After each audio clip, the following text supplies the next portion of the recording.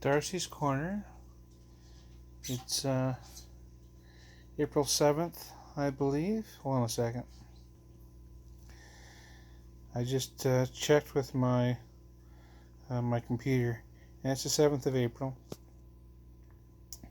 I have one of those computers that has one of those particular names, and when you say that name, it sets the computer off. And those of you who have one of these marvelous devices know what it's like. And so anyway, I'm not going to say it for this video because sometimes it's just irritating when you're doing something and all of a sudden that goes off. Anyway, Darcy's Corner. I'm just sitting here today enjoying the beautiful day that it is. Actually, I can see outside. It's beautiful just looking out the window there. Who knows, maybe I'll take the dogs for a walk or something today. That could happen. Although it's getting late in the day for me, so it's hard to say. Because I work nights all the time, late in the day for me is like 1 or 3 o'clock in the afternoon, and by about then I go to bed. But we'll see what happens. I'm just sitting here doing my toenails, right? Look, they're all pink, aren't they pretty? Look at my beautiful, sexy legs. Except that my beautiful, sexy legs are a little bit hairy. You know, if you're a cis woman, like my wife, for example, she shaves her legs once a month, every 2 weeks. There is a 5 o'clock shadow on my legs every second day if I don't shave it. So I'm looking into wax. That's gonna hurt, but I mean, every second day is a bit much. You know, I have to do this every day, and you can see the 5 o'clock shadow there. But I shaved today. I didn't put on makeup. I have to get in that habit, I suppose, of putting on foundation and covering my face every single day, because I gotta get rid of the 5 o'clock shadow. But like my face is rounding out a little bit, and my chest is coming along wonderfully. I mean, I know that it's odd to be so enjoying such a thing, but I really am. They're not coming together, as it were.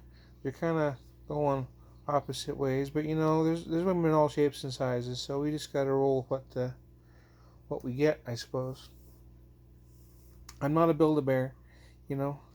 I'm a person, and we don't always get to build our bears the way we want to. And then, of course, like, my hair is coming along quite nicely. I mean, you know, the forehead's still pretty high. I still have plenty of physical things I would like to overcome in terms of my femininity, but all in all, I'm relatively happy with where I'm at today.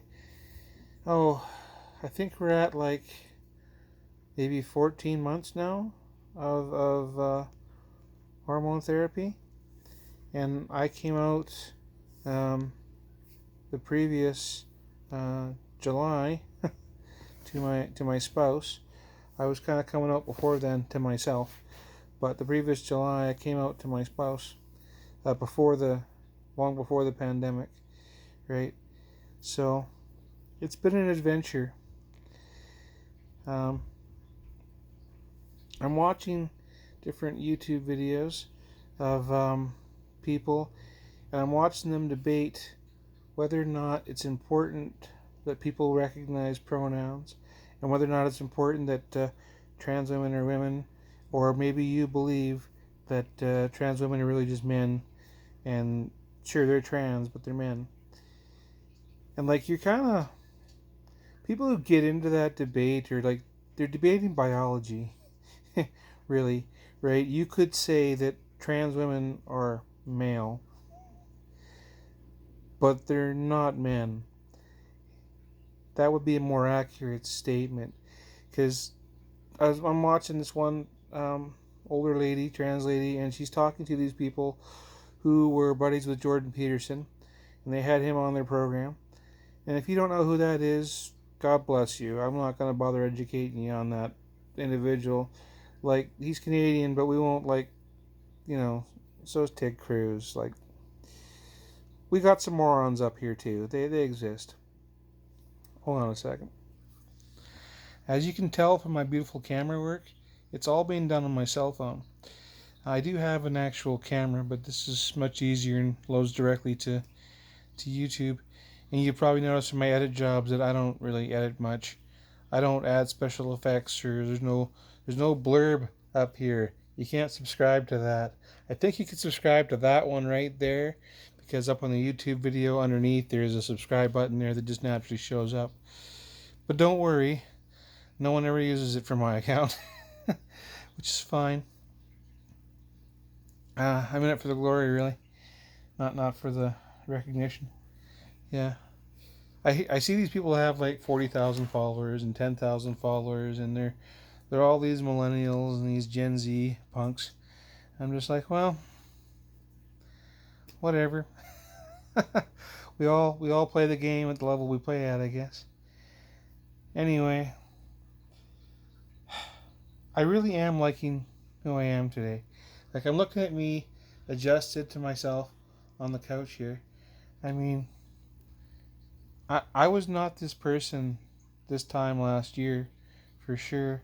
I wasn't comfortable with who I was, and I did not feel like Darci the woman. I felt like that other guy, the man, all the time. And I could never go back to being him again, ever. I mean, don't get me wrong, I still have him moments and her moments. I'm watching these other, again, millennials, Gen Zs, talking about what it's like to be non-binary. I'm non-binary, by the way. And you go, well, what's non-binary? I have him days and her days. I have him moments and her moments. And as far as my transition goes, I kept my bottom intact because I wasn't dysphoric about it. I won't I won't lie. I have thought about getting SRS and just changing everything. And it's still, I guess, a possibility in my life that I could go there. But honestly, that's what held me back in the early days, because I couldn't imagine having my life without my bottom half. I really enjoyed being male that way. And so when I went to those first trans meetings that I went to, I said, I don't want to have my genitals changed. I just want to fem it up a little bit. I want to be her some of the time, or some of the way. I don't want to be her all the way. And this was 12 years ago, and the knowledge that we have today is so much better than what was 12 years ago, because according to those people, if you didn't want to change your genitals, you weren't really trans. That sent me back in the closet, because I thought, oh no, it's not real. Why would I go through all this effort and sacrifice everything and whatever if it's not real? That was my thought at the time. So I just stuffed it all away again and tried to hide it. But that didn't work. I wasn't noticeably dysphoric before then that I knew of, but I'll bet you I was. I'll bet you there were times when things were off and I didn't know why, and I was probably just mad or sad, and I just didn't know how to express it. I didn't even know why I was mad or sad. Up and up until I came out, like, I kept thinking about going back and transitioning again, and because there was a 10-year period where I was hidden right between 30 and 39, almost 40. I stuffed this away, but it kept coming back in different ways, and the way it would come back is it would come back in fantasies. I would listen to hypnotic audios, and some of them turn you into a little girl or turn you into a sexy fembot or something. And these fantasies are online and available for men who want to think of themselves as women. So I was indulging in stuff like that off and on through that 10-year period, because the thing is, you can't put this away. It doesn't actually go away. So eventually I come to the conclusion in life, this is going to be here forever. Now it does go away from time to time for months or even years, kind of seems like it did, because it went away for like a 1 year period, and then I went and got married in the temple, and then it was gone basically for another year after that, and then it came back. That was when I decided to um, research my condition a little bit more, and that's when I came to the conclusion, because I've seen other people who had my condition who were trying to hide it, and they would end up coming out at 60. Well, like, I want to do this when I'm 60, right? I don't want to do this now, to be honest with you. I should have done it back when I was 30, and it would be over now. I'd be her. I'd have the body. I'd have the voice. I'd have a career of some sort, doing whatever the hell I would have done as her. Probably wouldn't have been oil field labor. Okay, probably wouldn't have worked at the mills and stuff I worked at, or I might have, because there was women there. Same with I've done welding and siding and all sorts of other things. Well, women do those jobs too. But you know who doesn't do those jobs? Trans women, who are obviously trans women, who don't pass. Because we make them uncomfortable. I scare the crap out of those oil field guys. Absolutely. They are terrified of me. What if it's contagious? Right? What if I come on to them? What if they get attracted to me? Oh, now they're gay. First of all, if you're gay, there's nothing wrong with that. And if you're attracted to trans people, by the way, nothing wrong with that either. That's nothing to be ashamed of. We exist, and we want people to be attracted to us. I do. We don't want to be chased, okay? If you've ever had to deal with a chaser, I never have, really. I understand it's an unpleasant process where they just, they come at you and they're quite rude and they make you feel uncomfortable being a trans person to them. But I haven't really had that experience with too many people. The odd time I get a weird person on Facebook or something, they'll send me a message and they're being a little bit rude or pervy. I'm all for a consenting adult relationship with people who are consenting adults, but you have to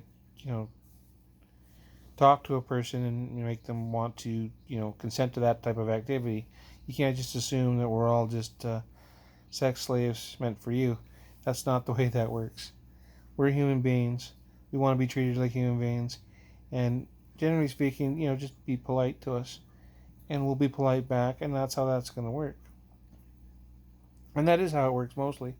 But some people get confused, especially because they're on the internet, so they think, well, I'm on the internet now, I can be rude, and it doesn't matter.